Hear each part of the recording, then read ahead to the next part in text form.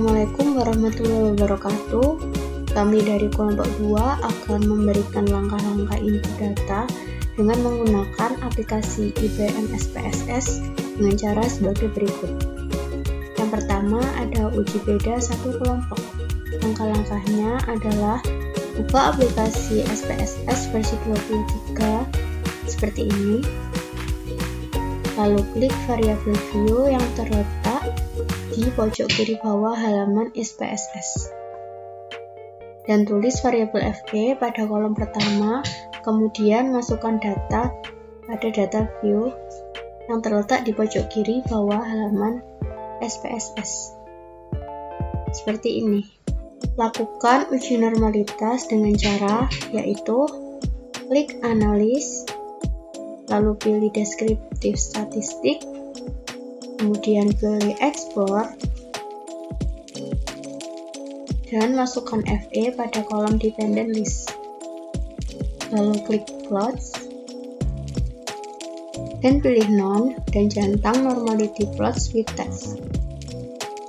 Setelah itu klik continue. Oke, akan muncul hasil output dari uji normalitas sebagai berikut.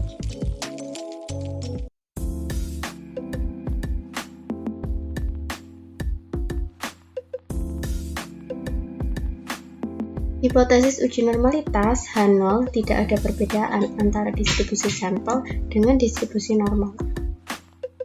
H1 ada perbedaan antara distribusi sampel dengan distribusi normal. Alfa sama dengan 0,05 dan daerah tolak H0 jika P kurang dari alfa. Yang pertama yaitu uji one sample t-test. Uji one sample t-test merupakan salah satu metode parametrik dalam uji perbandingan. Tujuan dalam melakukan uji one sample t-test adalah untuk mengetahui apakah terdapat perbedaan rata-rata antara sekumpulan data dengan satu angka tertentu atau konstanta. Uji one sample t-test merupakan bagian dari uji parametrik dengan syarat data harus berdistribusi normal. Cara menentukan apakah data tersebut berdistribusi normal adalah dengan melakukan uji normalitas. Apabila data tidak berdistribusi normal, maka dapat mengganti dengan analisis non-parametrik. Berikut adalah langkah-langkah uji one sample t-test. Yang pertama yaitu menyiapkan data yang akan diuji. Di sini kami menggunakan variabel FE pada air minum dengan data sebagai berikut.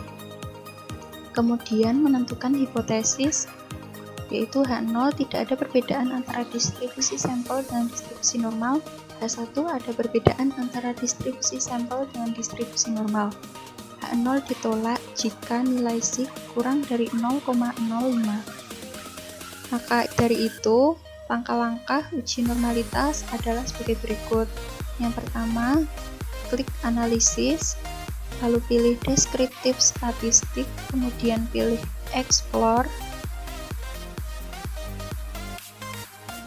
masukkan variabel FE kepada dependent list, lalu klik plots, klik none pada box plots, lalu centang normality plots with test, kemudian klik continue, dan klik OK.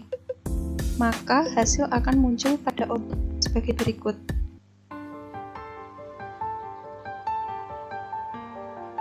Di sini terdapat dua dengan cara Kolmogorov-Smirnov dan Shapiro-Wilk.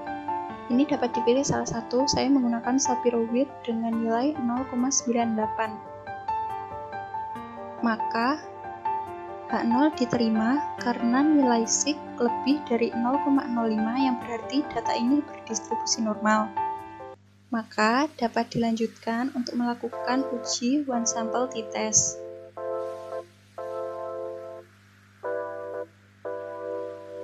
Berikut adalah langkah-langkah uji one sample t-test. Yang pertama yaitu klik analisis, lalu pilih compare means, lalu klik one sample t-test.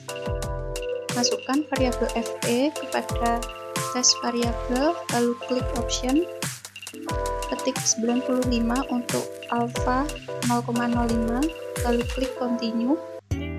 Pada pada test value, kita menuliskan 0,3.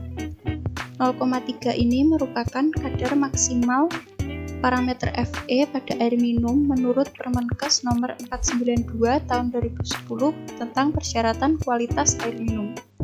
Jika sudah, klik OK, maka hasilnya akan muncul ke output sebagai berikut.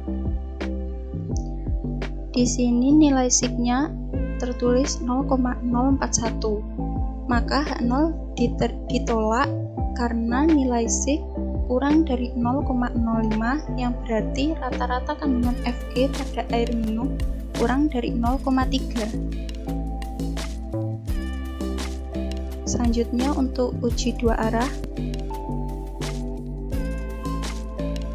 Uji beda satu kelompok dua arah atau uji Piret Sample T-Test merupakan bagian dari uji hipotesis komparatif atau uji perbandingan. Data yang digunakan berupa data yang berskala interval atau rasio. Uji Piret Sample T-Test ini bertujuan untuk mengetahui apakah terdapat perbedaan rata-rata dua sampel atau dua kelompok yang saling berpasangan atau berhubungan. Berbeda dengan uji independen Sample T-Test yang bertujuan untuk mengetahui perbedaan rata-rata dua sampel yang tidak berpasangan. Uji Piret Sample T-Test bagian dari analisis statistik parametrik, oleh karena itu data yang digunakan haruslah berdistribusi normal. Untuk mengetahui apakah data yang kita pakai ini berdistribusi normal atau tidak, maka perlu dilakukan uji normalitas terlebih dahulu. Jika data tidak berdistribusi normal, maka solusi alternatifnya menggunakan analisis statistik dan parametrik dengan uji Wilcoxon. Untuk langkah-langkah uji normalitas adalah pertama kita menyiapkan dua data yang berhubungan antar pasangan. Di sini kita menggunakan Fe-Pre dan Fe-Post, di mana Fe-Pre ini maksudnya kandungan Fe sebelum pengolahan dan Fe-Post kandungan Fe setelah pengolahan. Kemudian menentukan hipotesis, H0 tidak ada perbedaan antara distribusi sampel dengan distribusi normal. H1 ada perbedaan antara distribusi sampel dengan distribusi normal. H0 ditolak jika nilai sig-nya kurang dari 0,05. Selanjutnya kita klik analisis dan pilih deskripsi statistik. Klik explore, pilih Fe-Pre dan Fe-Post, masukkan ke dalam dependent list, kemudian klik plots, pilih none pada blogspot dan centang normality plot with dash. Klik continue, lalu klik OK. Hasilnya akan muncul pada bagian output. Ini adalah tabel hasil uji normalitas, di mana ada dua hasil, Kolmogorov-Smirnov dan Shapiro-Wilk. Kita bisa menggunakan salah satu dari kedua tersebut. Sekarang kita menggunakan Shapiro-Wilk dengan nilai sig pada Fe-Pre-nya 0,373 dan nilai sig pada Fe-Post-nya 0,128. Nilai sig dari kedua data sampel tersebut bisa dilihat kalau lebih dari 0,05, maka H0 diterima karena nilai sig-nya lebih dari 0,05, yang berarti tidak ada perbedaan antara distribusi sampel dengan distribusi normal, sehingga bisa disimpulkan bahwa data sampel ini merupakan data yang berdistribusi normal. Setelah mengetahui data berdistribusi normal, maka dilanjutkan dengan uji Piret Sample T-Test atau uji dua arah dengan hipotesis H0 tidak ada perbedaan rata-rata antara hasil kandungan Fe sebelum dan kandungan Fe setelah pengolahan pada air. H1 ada perbedaan rata-rata antara hasil kandungan Fe sebelum dan kandungan Fe setelah pengolahan pada air. H0 ditolak jika nilai sig-to Thailand-nya kurang dari 0,05. Kemudian langkah-langkahnya adalah siapkan data yang sudah diuji normalitasnya dan dinyatakan berdistribusi normal.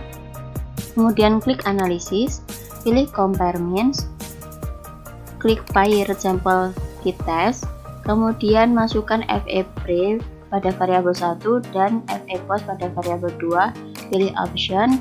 Karena alpha yang kita gunakan adalah 0,05, maka confidence interval percentage-nya adalah 95%. Klik continue, lalu klik OK. Maka hasilnya akan muncul pada bagian output. Di sini ada beberapa tabel, di mana ada tabel Poirot Sample Correlation, yaitu untuk mengetahui hubungan antara FA Pre dan FA Post.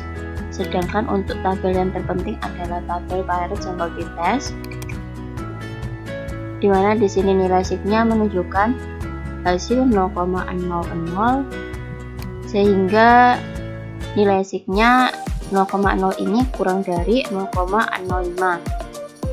Bisa dikatakan bahwa H0 ditolak, yang berarti ada perbedaan rata-rata antara hasil kandungan Fe sebelum dan kandungan Fe setelah pengolahan pada air, sehingga bisa disimpulkan bahwa ada pengaruh pengolahan air dalam menurunkan kandungan Fe. Sekian dari penjelasan kami mengenai uji beda satu kelompok, satu arah maupun dua arah. Apabila ada salah kata, mohon dimaafkan.